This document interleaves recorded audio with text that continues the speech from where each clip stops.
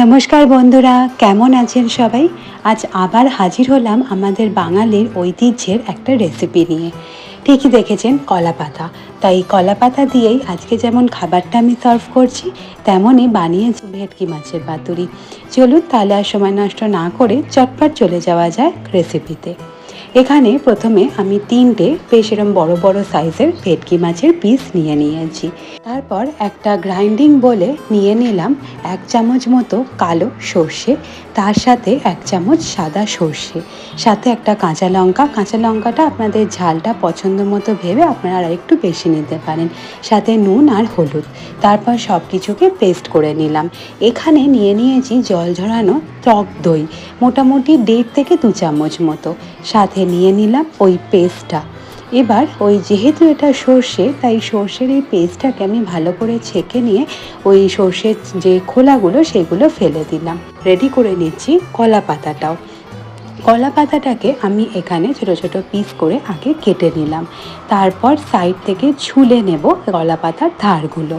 ঠিক যেভাবে এখানে আমি ছুরির সাহায্যে কলা পাতাটা পিস করেছি, ঠিক সেইভাবেই আপনারা করবেন। একদম সরু ধারটা ধরে ছুরি দিয়ে কাটতে থাকবেন আস্তে আস্তে। এখানে কড়াইতে জল নিয়ে তার মধ্যে আমি কলা পাতাটা ভিজিয়ে এটা গ্যাসে মোটামুটি একটু 5 মিনিট ফুটিয়ে নেব, তাহলে এই কলা পাতাগুলো গরম জলে থেকে নরম হয়ে যাবে। এইদিকে রেডি করা ব্যাটারটার মধ্যে আমি মাছগুলোকে ভালো করে দিয়ে ব্যাটারটা গায়ে মাখিয়ে নেব, আর সাথে কিছুক্ষণ রেখেও দেব, তাহলে নুনটা মাছের মধ্যে ঢুকে যাবে। আচ্ছা, এবার আমারগুলো কিন্তু এই ফাঁকে রেডি হয়ে গেছে। এই যে আমি নিয়ে আসছি কলা পাতাগুলো, একদম বেশ নরম হয়ে গেছে, দেখেই বুঝতে পারছেন।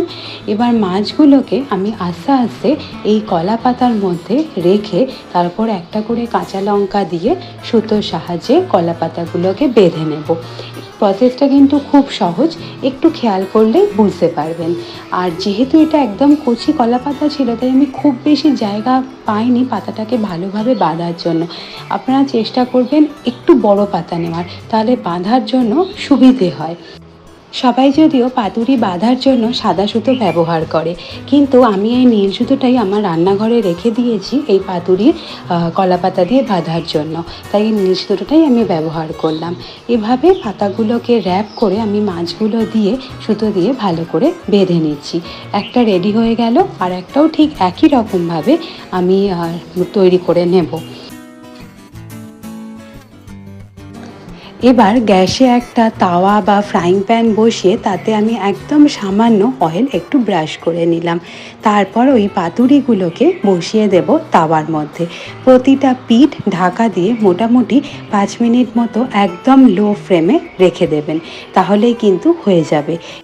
তাহলে কি বুঝতে পারলেন তো? এই রেসিপিটা কিন্তু বানানো খুব সহজ, মেরে কেটে খুব জোর হলে 20 থেকে 25 মিনিট সময় লাগে, আর টেস্ট কিন্তু হয় অসাধারণ। আচ্ছা, এইভাবে কিন্তু আমার 2টো পিঠ ভেজে রেডি হয়ে যাবে আজকের পাতুরিটা। দর্শক বন্ধুরা, এতক্ষণ সাথে থাকার জন্য অসংখ্য ধন্যবাদ। কেমন লাগলো আজকের এই রেসিপি কমেন্ট করে জানাতে কিন্তু ভুলবেন না, আর ভালো লাগলে অবশ্যই একটা লাইক আর শেয়ার করে নেবেন। সাথে চ্যানেলটি সাবস্ক্রাইব করে নিতেও কিন্তু ভুলবেন না। এই যে সবশেষে রইল আমার আজকের পাতুরির লুক। খেতে কিন্তু অসাধারণ হয়েছিল, আপনারাও বাড়িতে কিন্তু একবার ট্রাই করে দেখতেই পারেন, আর তারপর আপনাদের এক্সপিরিয়েন্স আমার সাথে শেয়ার করে নিতে পারেন কমেন্ট বক্সে। Thank you.